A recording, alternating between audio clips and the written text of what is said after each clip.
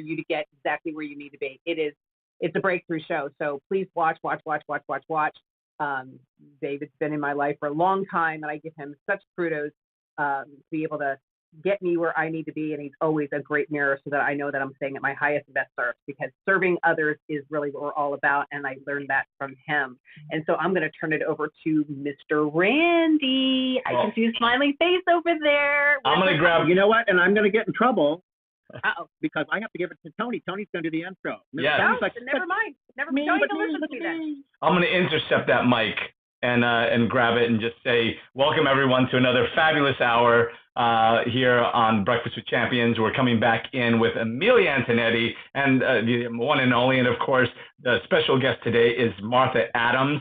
And this is going to be an absolutely fire conversation because it's one of my favorite topics, as well as I know it's probably yours. And if it isn't, it's going to be.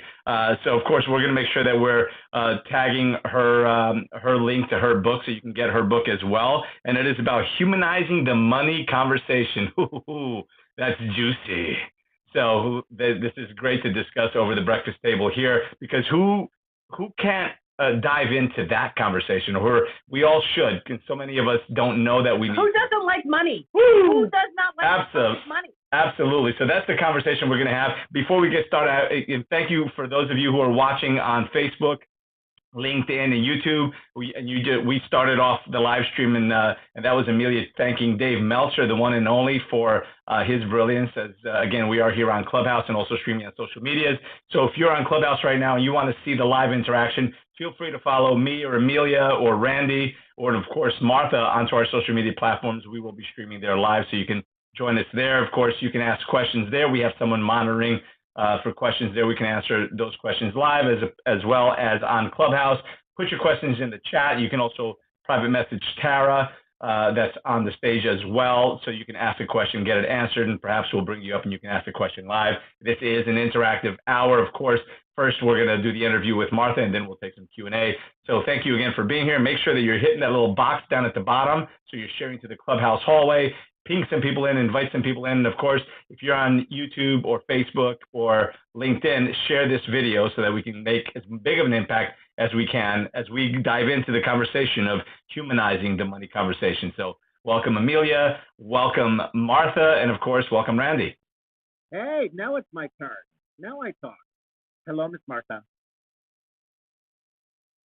Hello, Randy. There you go. How are you?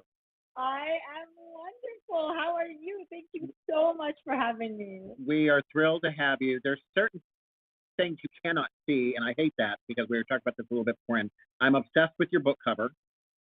I'm obsessed with the title of your book, Cleopatra's Riches: How to Earn, Grow, and Enjoy Your Money to Enrich Your Life. The cover is you as Cleopatra. It rocks. It's amazing.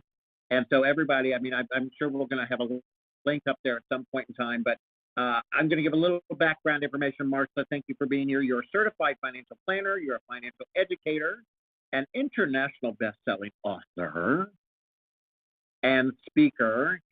And we've already touched upon it, that we're here to talk about money. And one of the things that I know that you've mentioned here is money can be a very boring discussion. I would like to think here in the Genius Hour, we are anti-boring. No, money's never boring. No, we are not about the boring. Money's never discussion. boring, Randy. Never, That's right. never, ever boring. We are the anti-boring. We break the boring mold. But here's where the challenge is. You've got Amilya, who loves to talk about money, and I have a bad relationship with money, which I have discussed very openly. I resent the amount of time I have to spend focused on and worrying about money. To me, it takes me away from doing this show. It takes me away from being able to do the work that I love. The money is something that's annoying to me. Not that I can't do it. I don't enjoy it. So I always, and I'm sure I say that, I always throw myself under buses because I know it helps people. I know it helps somebody else in the room understand, who can relate to that. Go, yeah, you know what? I get that. I get that. It's kind of a pain in the butt for me too.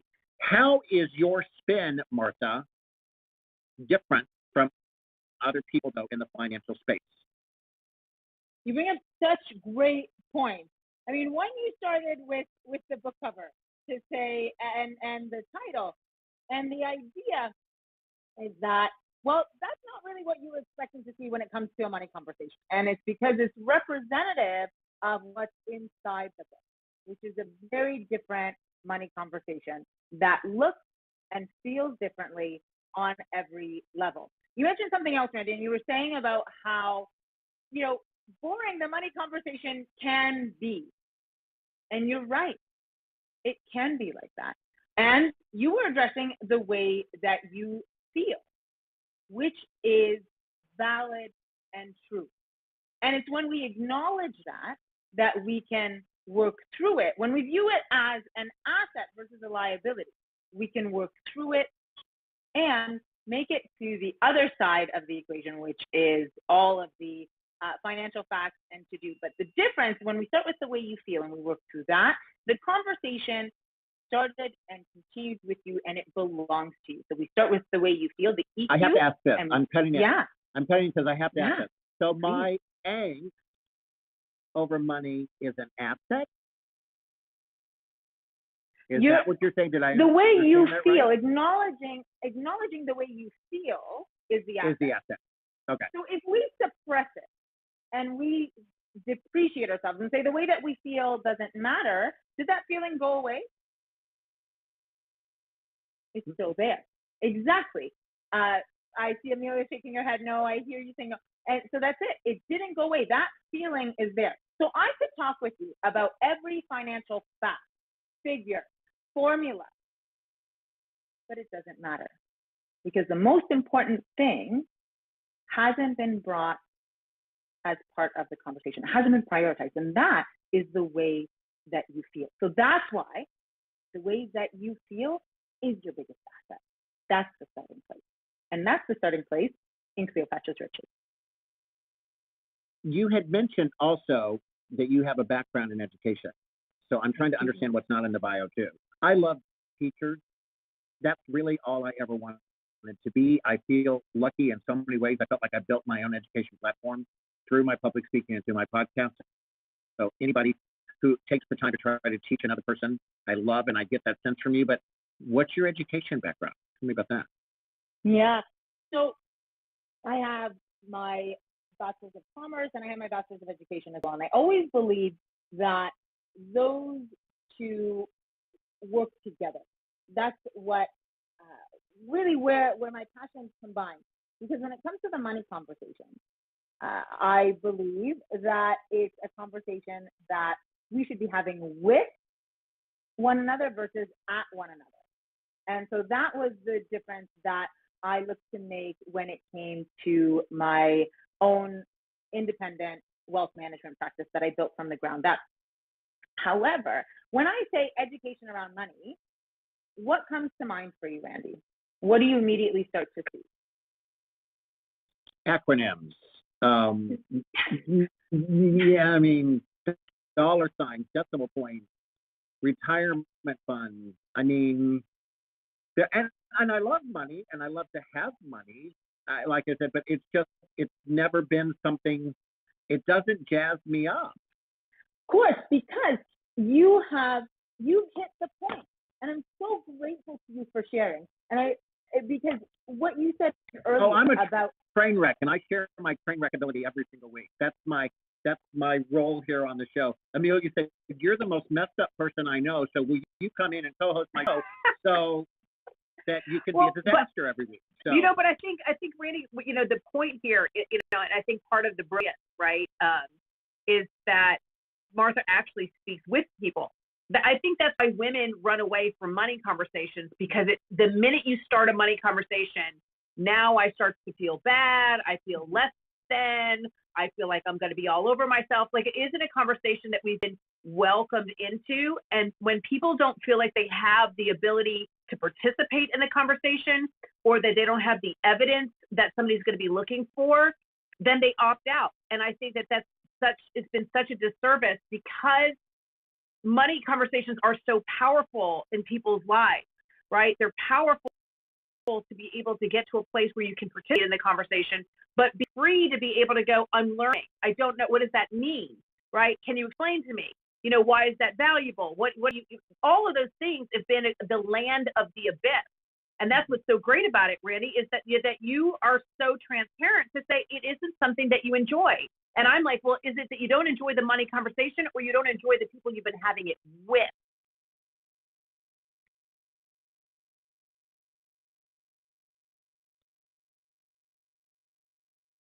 My mic would, I've been pounding on the mic for the last minute and a half. My mouth has been open, goes, oh, and then I've been pounding the mic. No. I mean, the people I've been having the conversation with, absolutely. And I say that I have a financial planner that I work with, who I went to elementary school with, who I adore. So, but those are fairly limited. Yeah, but financial planners, Randy, are old, stodgy white men. They really are. They're like, oh, right? And then that's why I picked up her book, because of the cover too. I was like, wow, she is hot. Well, like, I have a hip younger than me white woman. Okay. But you take me into financial conversation outside of with her, and I'm with the wrong people. Yeah, and that's the other thing is, right, you can't be beautiful and you can't, dance around money. And that's what, all the myth busters that Martha has done. I picked up the book, I saw the cover, and then I was like, oh, get out. This woman's talking about money. I'm like, I freaking love her already. And then you get into the book and you're like, oh, wow, I'm actually participating in a conversation. Not that I'm picking up. Most money books, A, are boring, and B, they're so condescending that you just feel bad. You're like, oh, I feel stupid. It's too late for me to get involved. I mean, it's a horrible, horrible way that the industry has been offered to the world. Amilya, can I elaborate on that point of the way the conversation feels? Because what's happening, Randy, when you were talking about what you visualized when we started to talk about the money conversation, and building on what Amilya was saying of the way the conversation feels, it's from the outside in. It's everything else is a priority, right? Whether it's understanding the acronyms, the to-do, this is the way you do things, and then we've got to internalize that. And so what happens? In some way, shape, or form, we're made to feel wrong or less than. So we're starting from a depreciating place in which we don't feel that we belong. So even when we have someone that we work with when it comes to our finances, and we may very well trust them, are we truly in our power when we're working with them? Or are we giving our power away because I've read so much, I've internalized so much, and I've never truly been a part of the conversation because I've never belonged in it. So I give my power away because it belongs to someone else. It belongs to the select few who are better than me. The entire thing is feeling that we're spoken at, right? And that continues to, that momentum continues because we've internalized that expectation, right? We have that feeling of being less than, belief that we don't belong, and then that shows up in our results. So those are three key things that I teach: feeling, belief, results. But when we start with our feelings, who does that belong to? That's uniquely our own. Now we're into a very different financial conversation, because if you think about anything in your life, any event in your life of any size or significance, chances are money was there, playing a role in some way, shape, or form. And with that came your emotional association that were formed through those experiences. Now we're into the money conversation that truly does belong to you and no one else. This is where we humanize the money conversation, because now we're starting from the inside out. Now you're not going to someone looking for financial direction, giving our power away. Now we're looking, our expectations changed. Now we see ourselves as part of the conversation, as essential to the conversation, in fact, and we're looking for guidance. That's how I work to speak with everyone, right? With each person as an individual. That's at the center of humanizing money. I hope that helps introduce it. What I want to know is, where did your love of money come from? Something happened. You majored in education. You were going to be a teacher. You're still teaching. I get that, and I applaud that, and I love that. But something about it, this topic got you going. And is there a story there? Yes. Yes, there is. Good. So, then I asked a very good question because I didn't know there was a story there.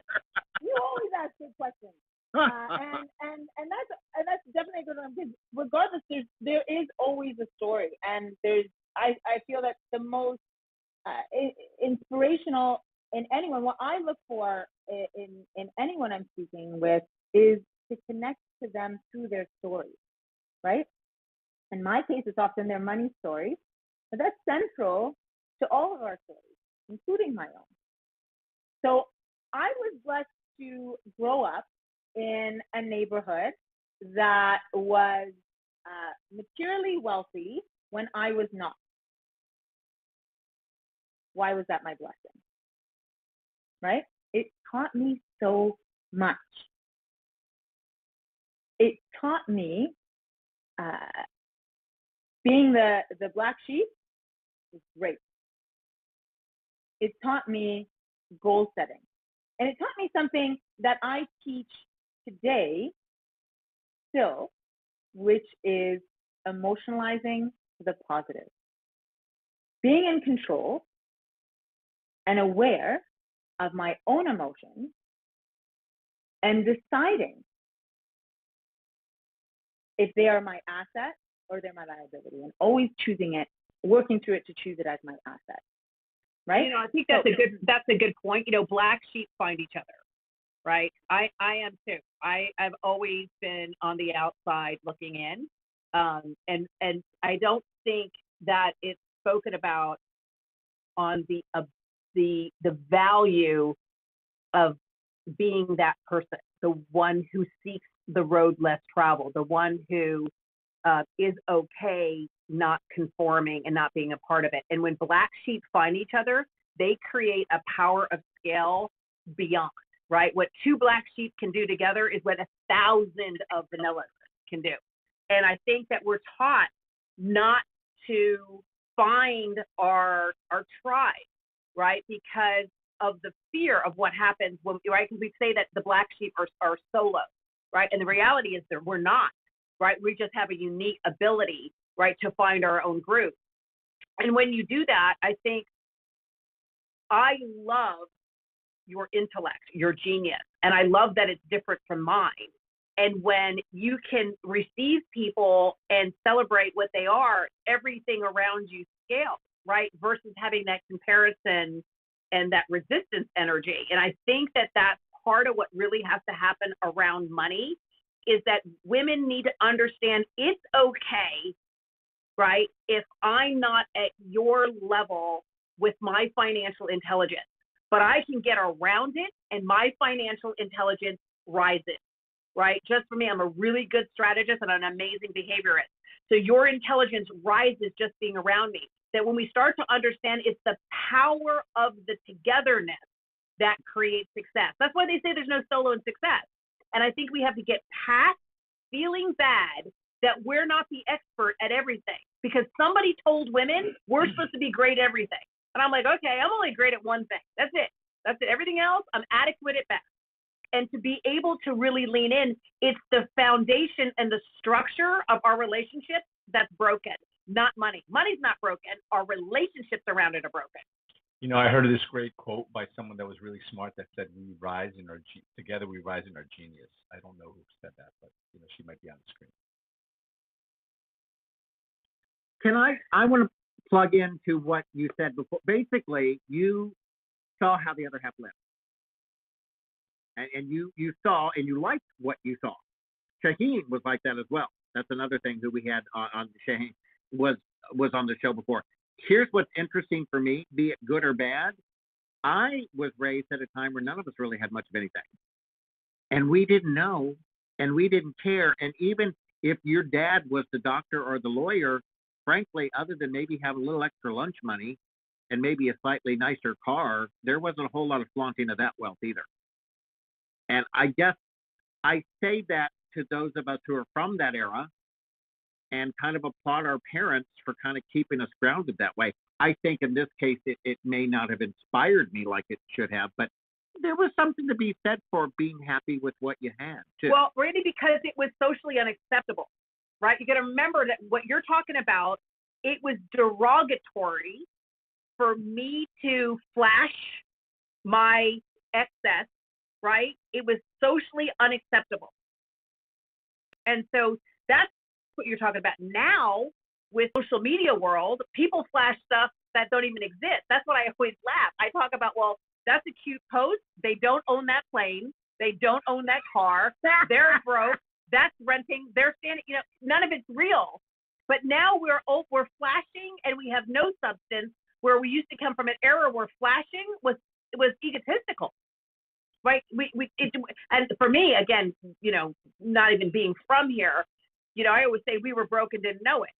Like, nobody told us we were broke. Yeah. I mean, I was like, I didn't have any idea that we didn't have anything, because my parents made up so many. And again, if anybody who's Italian, or Latin, you got to get this, right? My parents created. We had every week we had something called Muscos, and I was like, oh, we're having French food. We're having French food. I thought it was this cool thing that we had Muscos. But then I realized it was anything that must go from the refrigerator, right? Same thing if you look at like spaghetti carbonara, right? People are like, oh my God, it's like great, amazing. I'm like, no, it's peasant food.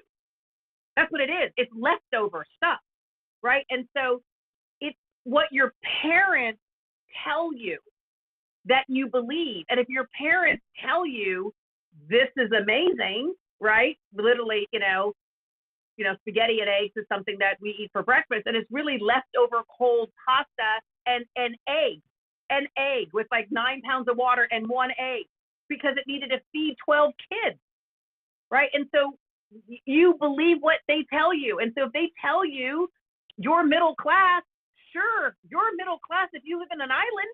It depends on where you are.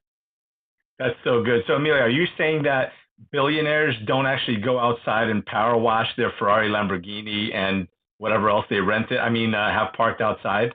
Because that's the funniest videos is when they're out there washing their own cars. I'm like, yeah, I'm sure you wash your own cars.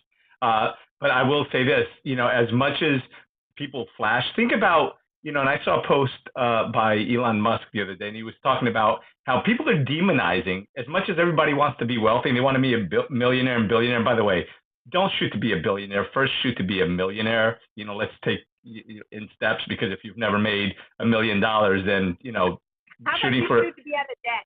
Shooting, how about you get out of debt? Right, exactly, and start saving a couple of bucks before saying I want to be a billionaire, because all you're doing is shooting yourself in both legs. You're really not getting there. But I will say that Elon Musk came up and he was talking about something that made sense, and I'm not even going to go into it, but the reality is we're demonizing the wealthy people in this country and around the world, because we're demonizing for some reason. So it's really also, there's still a money conversation to be had even today, even though everybody wants to flash, everybody wants to be wealthy. They're still looking at the wealthy and criticizing them like they're bad, they're screwing people over. Don't get me wrong, there are plenty that are, especially the rich politicians, by the way, because they couldn't write a $100,000 check before they got into office. But not to get too far off course, but this is where, Tony, this is where the conversation is so disjointed. 100%. Demonizing the mindset of creating assets. Like, let's just remove the word money and wealth. If your mindset is I'm going to create an asset and I'm going to send the asset out to work with me and for me, that's all that's really happening. I can work on myself and I can work as a power of one, and I can only accomplish one thing. But now if I create an asset and I put it to work, now you've got two things working. And then if you put another asset to work, now you've got three things working. The only difference between those of wealth and those of not of wealth is they learned the game of assets. That's what they learned. And so if you want to be angry because I know something and you don't, why don't you take that same energy just to learn what it is that I know? Because somebody had to teach me. And for me, again, small girl, small town, the asset was a cow. That was the asset. That's why we didn't eat it. Because it was an asset and it worked for our family. My great-grandmother was also an asset because she grew the tomatoes. She grew the fruit and the vegetables, right? And so if you get the mindset of an asset to go and work on your behalf is really the conversation about money. The politicians and all those nutty people, they don't even know what they're talking about. I can't tell you how many politicians are broke. They're in so much debt, right? There's a lot of the people that you see actually are not wealthy, right? They are living beyond their means and they're actually broke. They can't stop doing what they're doing because they can't maintain their lifestyle because they don't have enough asset generation to produce what you see in their world without them working. So it's all a messed up conversation. But again, Martha, Miss Martha, we got to go over to the guest. Miss Martha, we have no shortage of opinions on this particular hour. This is not the first time the guest is like, hello, I'm the guest. Do you remember me? I'm here. Poor little Martha's like, this is great, but can I go and take a jog around the block and come back? We have given you tons of stuff to respond to. Respond. Respond all you want. And don't worry, I've never been a poor little Martha. I'm not going to start now, so don't you worry about a thing. But I appreciate the love and the welcome. That's for sure. I really do love you brought up. You're so right. You brought up so many amazing points. Let's start with this, which is something Tony was bringing up of the way we demonize money. And I'm going to tie that into something you said, Randy, which is, I saw the way the other half lived and I liked it. That's actually not true. I decided. I could have very easily chosen differently. Because here's what happened. I knew I was different. I knew, and everyone made sure I knew that I was a have-not. I did not have the assets. I did not live like the assets that, the material assets. I did not drive in the cars that they did, live in the homes that they did. I was, and still am, a different skin tone and coloring. You could find me, no problem. So it was a great safety feature. But I stood out in every regard. So I was teased very, very heavily. Now, that's an emotional experience. I could have said, people with money are like this. People with money treat others terribly. People with money are these. I could have believed that. But in that, who would have been in control? Was I in control or were they? This comes back to something that we were talking about earlier, emotionalizing to the positive. I acknowledged the way I felt. And this is me as a kid, right? I acknowledged the way I felt. And then I decided who was in control. Was it money making the decision? Or was it individual? We give money so much power that it simply doesn't have. Money wasn't making the decision. Money can't decide anything. We decide. And it was when I was young that I decided that everything that made me different made me unique. Because not only was I a black sheep in my school, I was also a black sheep within my own household, within my upbringing. Because I was not going to be one of the Fab 5 careers that every Egyptian parent wanted for their child, right? And they meant well, but what did they want? They wanted me to be a doctor, a dentist, an engineer, a pharmacist, or the consolation prize was if I was going to have a great government job with a quality pension. That's okay. That's good. We're happy for her. She has stability and financial security. And then here I am, saying, I love everything to do with business. I am going to be an entrepreneur from the ground up. I'm going to be an entrepreneur. And they're looking at me saying, she's always been our problem child. She's always done things differently. And that's scary. Well, at least the Egyptian family is ahead of the Italian family, right? Because at least they gave the women thinking aspirations and goals. My whole family just hoped I would learn to shut up and somebody would marry me. They kept saying, if you stop talking, maybe somebody would marry you. And I kept saying, I have goals beyond that, right? Beyond just that. But that was the thing. Shut up, Amilya. Hopefully somebody will come along and rescue us and you will just get married. And I kept saying, they didn't even think about an education. My brothers got the education, right? I didn't, right? So at least with the Egyptian mindset, they were talking about doctor, lawyer, MBA, right? I was talking about, house cleaning, gardening, right? And being a member of the community. And I'd be better at church, right? And so that's the thing is we push these craziness onto women that is so limiting. Why can't we just say, like we say to the boys, you can be anything you want to be, right? And I remember when my daughter was young, my daughter was like, could I be an astronaut? I'm like, of course you could. She's like, well, there's no women. I'm like, there are women. There are women. And that's what's hard when we don't see the story of the possibility. We think it's off limits. And the same thing with you, right? To be beautiful and to be financially successful and to be, we need more women who can be all of those things and not when you go financial advisor, you go, oh, because the picture that comes to our head is, like Tales from the Crypt. That's what we think. It's so true. It's so true. Funny, but true. So what does that do? And how do we have more women engaged in the conversation? Well, it's exactly what you started talking about, Amilya. And it's ultimately that we've internalized so much messaging that's caused us to feel a certain way, believe something that's really deep-seated, and then we see it in our results. That's in, for example, our engagement or lack thereof in the financial conversation. But when we're talking about humanizing the money conversation, that didn't happen overnight.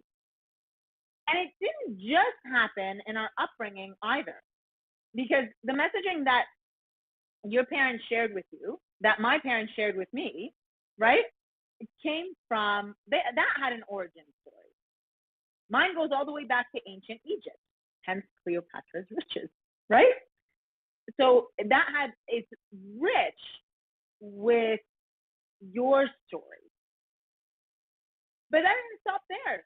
Because what was another thing I was sharing with you? I shared with you about the community I grew up in and the messaging that I could have very easily internalized from there. And it's not to say I don't feel it anymore. That's not true. I'm sharing with you about it. It represents something different to me. Then there's something that Tony brought up, which is societal messaging. The way we demonize money, the way it's spoken of, whether it's the class system, something that you had highlighted before, Amilya, whether we're talking about media coverage, the way it shows up. I remember sitting with my son and watching a child, like a kid's show, and there were all sorts of families in this community, and everyone got along. Everyone was like kumbaya. It was beautiful, except for one thing. That were rude to everyone else, were demanding, just the people that you were set up to really dislike. What do you think the one thing was that they had that was different from everyone else in that community?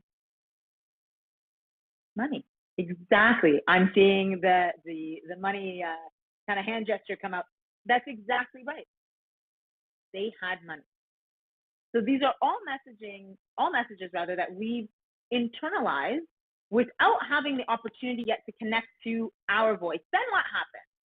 Our story doesn't end there as we're continuing to grow up. We bring all of that with us to our committed romantic relationships, our marriages, right? And then what's the result? We see money as one of the greatest sources of conflict. And yet, where do we start? We start from the outside in. All the how-to of money. Completely disregarding the missing piece, which is the way that we feel.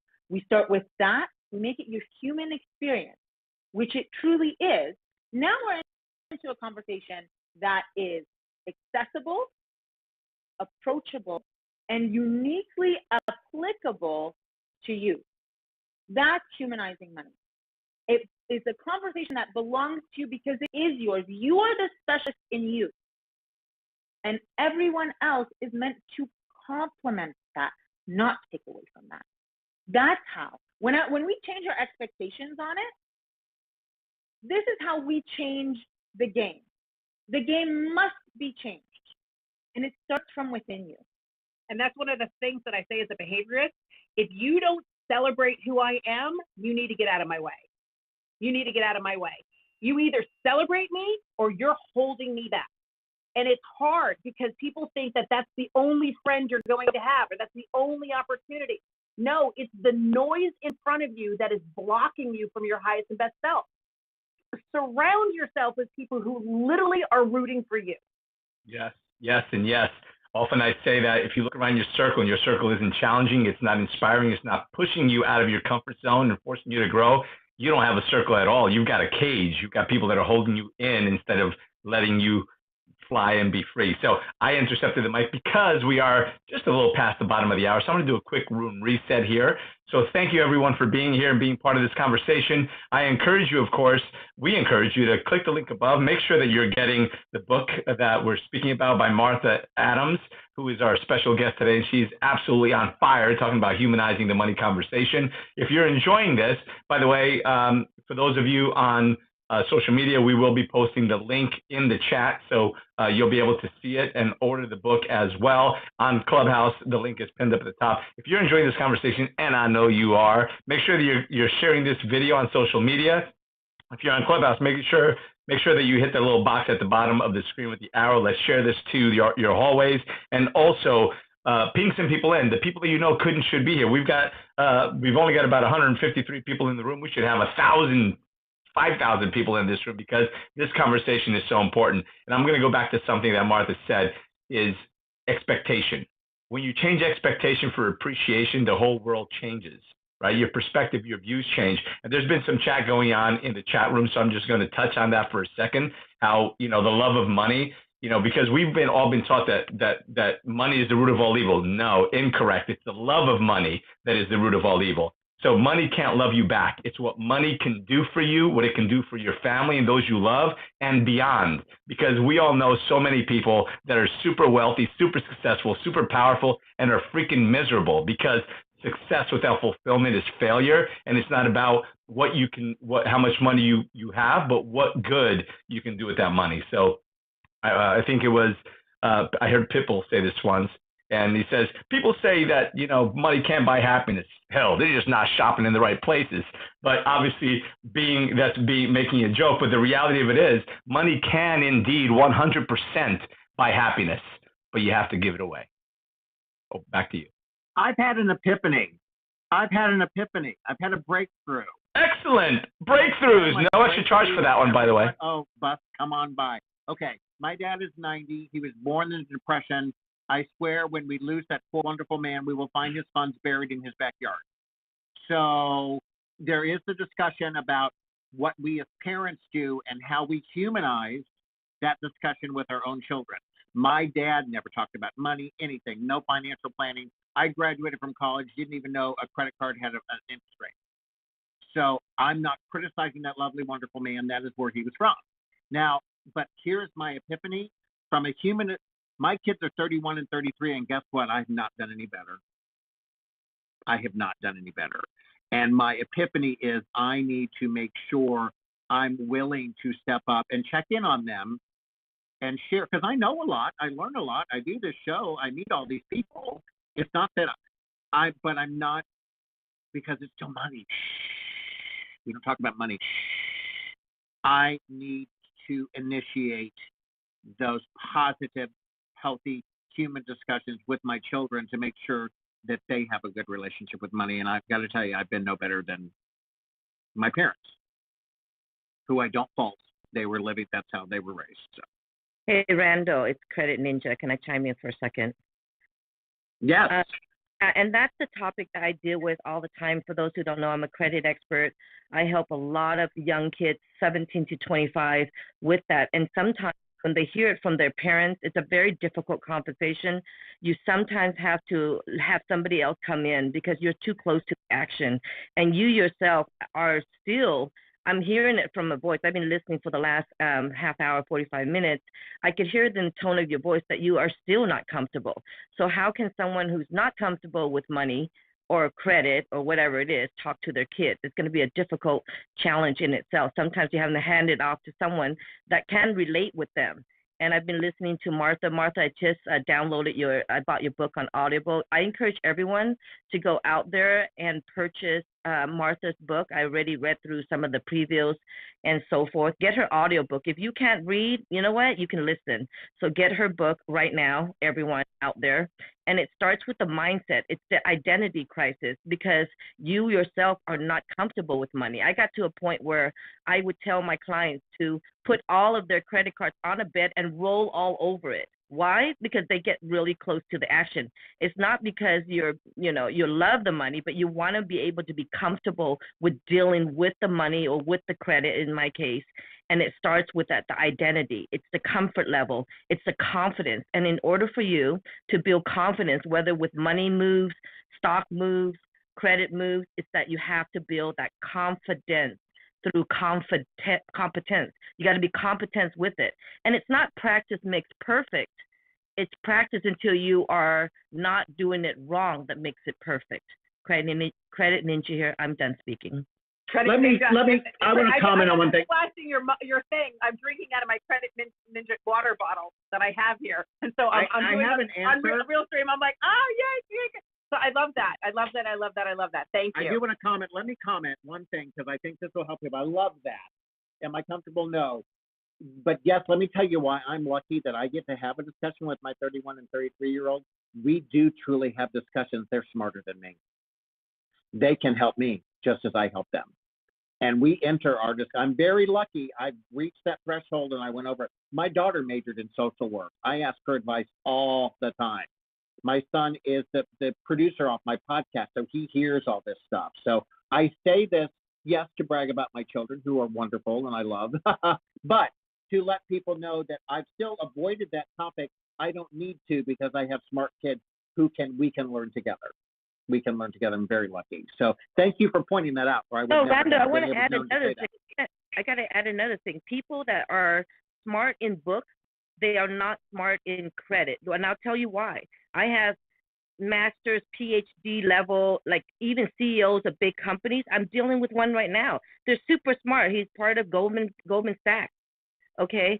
And he has 100.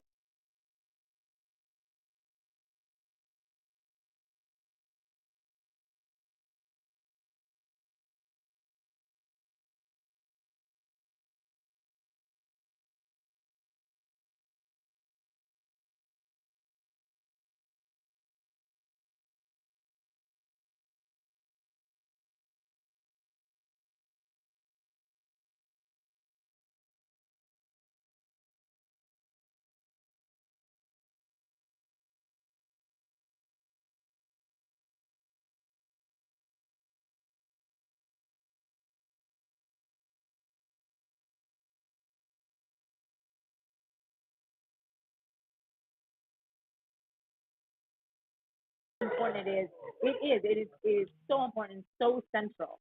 And Randy, from my whole heart, again, thank you for sharing how meaningful that is, because there's something that I really believe in, and it's starting the conversation. Because once you start a conversation, you can continue the conversation, and there is strength to that. And there's strength and meaning to vulnerability.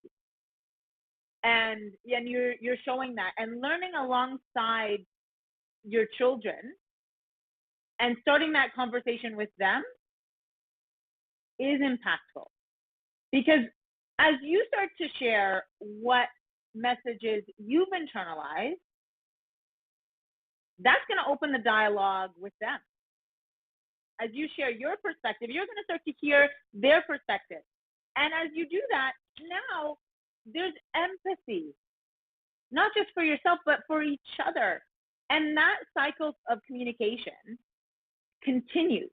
And the conversations that it can bring up, like credit, are also impactful, right? But it starts with a dialogue that belongs to you.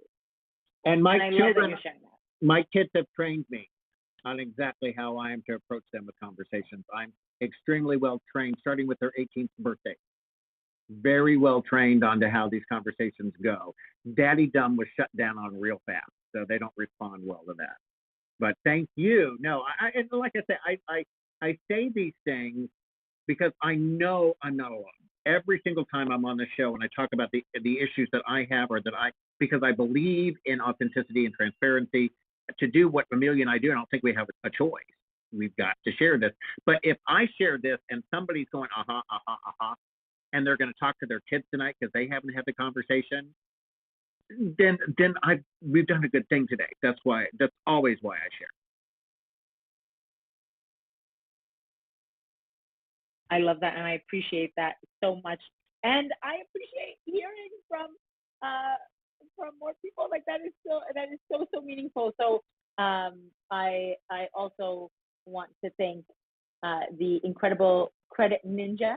Right, let's show the mug one more time because it's right there. Yay! We're running out of time because we got so chatty. Big shock. That never happens. I do want to open up the room. Does anybody else have a question for Miss Martha? I do. Yeah, and feel free to put those questions in the chat as well, as we're monitoring that. But in the meantime, let's go to whoever just opened the mic. Hi, this is Jennifer Jost. Martha, you're amazing. Amilya, you're amazing. I am a white female 58-year-old badass frickin' financial advisor, and I finally stepped away from the white men in crypts. So thank you so much for being aligned with everything that I've been saying for 25 years. I really appreciate it. Martha, I love your book. I already bought it. I can't wait. I've shared it with like 20 people already. I'm so excited. I love this conversation. We have to create a new money story that fits for us with the new modern money, that we don't feel shame and blame. We should be able to get out there and spend money, because I do believe women feeling worthy of wealth will change this world. We will step into our alignment. We will no more allow children to go hungry. We will no more allow homeless in our country when we actually feel worthy of wealth and understand that money is just energy, and the energy is going to do it. It could be any type of asset, just like you said. I think it was Amilya, asset, absolutely. Martha, Amilya, you're both absolutely amazing. I am totally appreciative of this conversation, and I just wanted to put that out there. Thank you so much. Tony, did you have a question from chat that you want to bring in? I was just looking. I don't have anything. There's a lot of conversation happening in chat, but there's no question that jumps up. But listen, I'm just going to take the opportunity again. Make sure that you're clicking the link above. Get Martha's book on Audible. Get it in print. Get it however you need to, but get it. I'm as soon as this segment is done, I'm going to order on Audible as well, because I'm an Audible guy. I'm always driving, so it's easier for me to intake the information. But I'm looking forward to it, and everybody should, because this is a conversation that so many people avoid. This is a conversation that, unless you were born with very wealthy parents, you inevitably have some challenges with money, inevitably. So because religion teaches that, not necessarily, but many people, otherwise we'd have a lot more people not in the situation that they're in. So inevitably, there are a lot of people that are struggling with this. So get this book. This is so important. And listen, there's still 10 minutes left. Ping people in, order the book. And the book is written so well that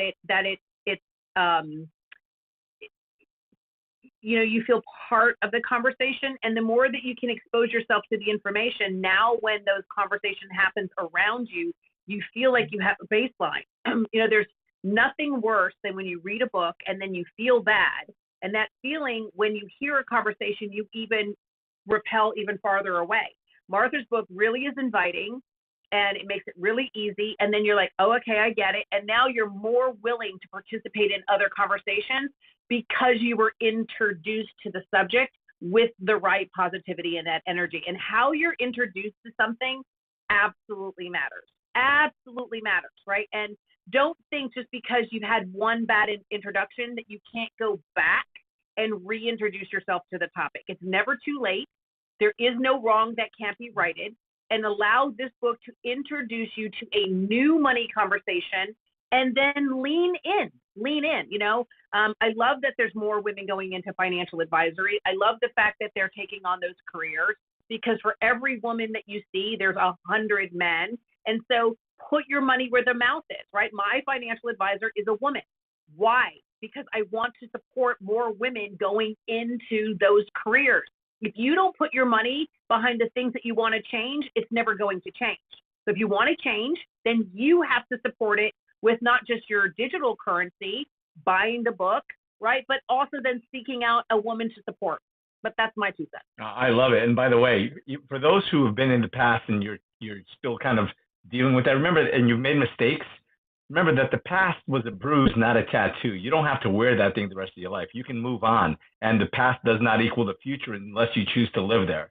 So listen, you know, I drink out of a coffee mug every day, and it says the best is yet to come.